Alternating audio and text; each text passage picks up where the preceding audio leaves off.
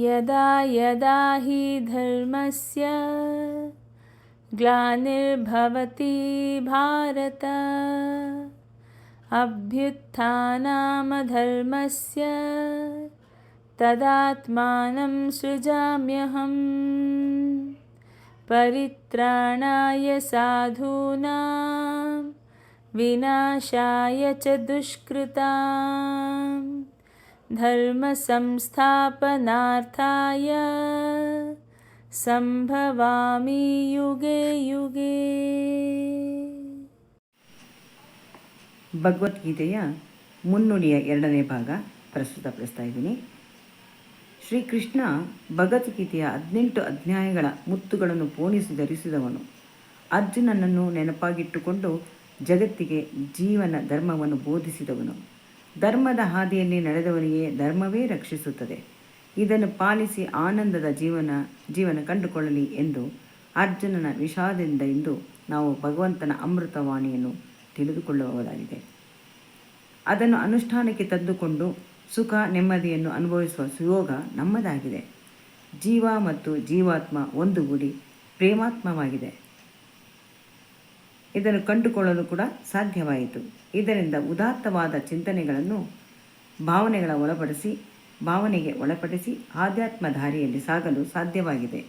ದುರ್ಬಲ ಮನಸ್ಸು ಬೇಡವಾದ ವಿಷಯಕ್ಕೆ ಹೆಚ್ಚು ಗಮನ ಕೊಡುತ್ತದೆ. ಮನಸ್ಸನ್ನು ಅತ್ತಿತ್ತ ಸರಿಸಲು ಬಿಡುವುದಿಲ್ಲ. ಮೋಹದ ಬಲೆಗೆ ಸಿಕ್ಕಿಕೊಂಡು ದ್ವೇಷ, ಅಸೂಯೆ, ಕ್ರೋಧದ ವಲಯದ ಕತ್ತಲೆಯಲ್ಲಿ ದಿಕ್ಕು ಕಾಣದೆ ಸಂಕಟವನ್ನು ಅನುಭವಿಸುತ್ತೇವೆ. ಇದಕ್ಕೆ ನಮ್ಮಲ್ಲಿರುವ ಅಜ್ಞಾನವೇ ಕಾರಣ. ಇದಕ್ಕೆ ಅವಕಾಶ ನೀಡದೆ ನಮ್ಮ ಹೃದಯದಲ್ಲಿ ಸದಾ ನಮ್ಮ ಜೊತೆ ಇರುವ ಭಗವಂತನ ಜೊತೆ ಪ್ರೀತಿಯ ಗೆಳೆತನ ಇಟ್ಟುಕೊಳ್ಳಬೇಕು. ತಂದೆ ತಾಯಿಯ ಸ್ಥಾನವನ್ನು ತುಂಬಿ ನಮ್ಮನ್ನು ಪ್ರೀತಿಯಿಂದ ಕಾಯುತ್ತಾನೆ.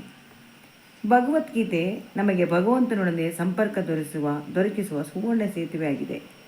ಭಗವಂತನಿಂದ ಬಂದ ವಾಣಿ ನಮ್ಮ ಅಂತರಂಗದಿಂದ ಬಂದ ಪ್ರಶ್ನೆಗಳಿಗೆ, ಸಂದೇಶಗಳಿಗೆ, ಸಂಶಯಗಳಿಗೆ ಲಿಖಿತ ರೂಪದಲ್ಲಿ ಉತ್ತರ ಕೊಡುತ್ತಾನೆ. ಇದರಿಂದ ಅವನ ಮಾರ್ಗದರ್ಶನ ಪಡೆದು ಸಾಕ್ಷಾತ್ಕಾರವನ್ನು ಪಡೆಯಲು ಸಾಧ್ಯವಾಗಿದೆ.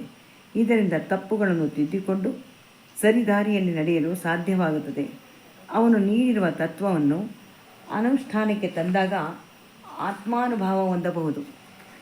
ಆತ್ಮಾನುಭಾವದಿಂದ ವಿವೇಕ ಹೊಂದಿ ಆನಂದದ ಅನುಭೂತಿ ಪಡೆಯಬಹುದು. ಯಾವಾಗ ಸತ್ಯ ಸುಖ ಹೊಂದುತ್ತೇವೆಯೋ ಮನಸ್ಸು ಮತ್ತು ಶರೀರ ಸುಸ್ಥಿತಿಯಲ್ಲಿ ಇರಲು ಸಾಧ್ಯವಾಗುತ್ತದೆ.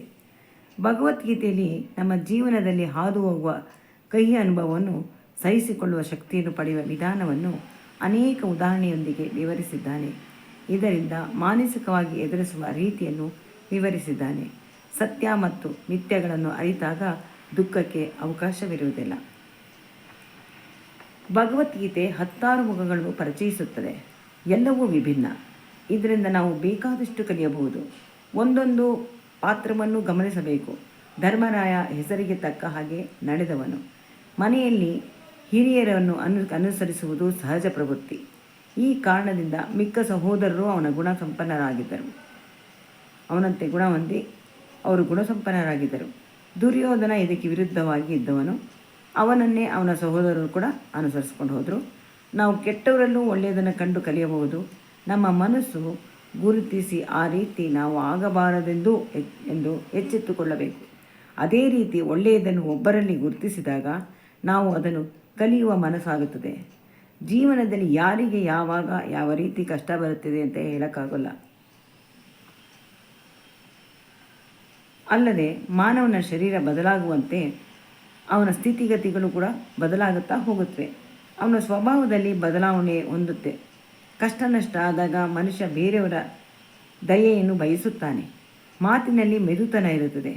ಅದೇ ಮನುಷ್ಯ ತಲೆ ಎತ್ತಿ ತಿರುಗುವಂತೆ ಆದಾಗ ಅವನ ನಡವಳಿಕೆಯಲ್ಲಿ ತಮ್ಮ ಸಮ ಯಾರಿಲ್ಲ ಎಂದು ಬೀಗುತ್ತಾನೆ. ಹಿಂದಿನ ಸ್ಥಿತಿ ಅವನ ನೆನಪಿನಲ್ಲಿ ಉಳಿದಿರುವುದಿಲ್ಲ. ವೇದವ್ಯಾಸರು 18 ಅಧ್ಯಾಯದಲ್ಲಿ ಪ್ರತಿಯೊಂದು ವಿಷಯವನ್ನು ಎತ್ತಿಕೊಂಡು ವಿವರಣೆ ನೀಡಿದ್ದಾರೆ.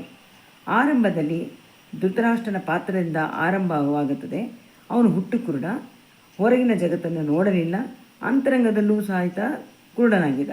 ಸ್ವಾರ್ಥದಿಂದ ಮೋಹಕ್ಕೆ ಸಿಕ್ಕಿ ಮಕ್ಕಳ ತಪ್ಪನ್ನು ತಪ್ಪು ಅಂತ ತಿಳಿ ಹೇಳಲೇ ಇಲ್ಲ. ಅವನು ಹಿರಿಯ ಮಗನಾದ ದುರ್ಯೋಧನ ಅಟ್ಟಹಾಸದಿಂದ ಮೆರೆಯಲು ಇದೂ ಒಂದು ಕಾರಣವಾಯಿತು.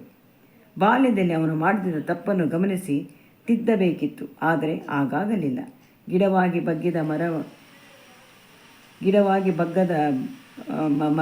ಬಗ್ಗದ ಮೇಲೆ ಮರವಾಗಿ ಬೆಳೆದಾಗ ಬಗ್ಗಿಸಲು ಸಾಧ್ಯವಿಲ್ಲ. ಅದು ದಿನದಿಂದ ದಿನಕ್ಕೆ ಚೆನ್ನಾಗಿ ಬಲಿತು ಕೆಟ್ಟ ಗುಣಗಳು ನಾನಾ ಕೊಂಬೆಗಳಾಗಿ ವಿಸ್ತಾರವಾಗಿ ಮರವಾಯಿತು.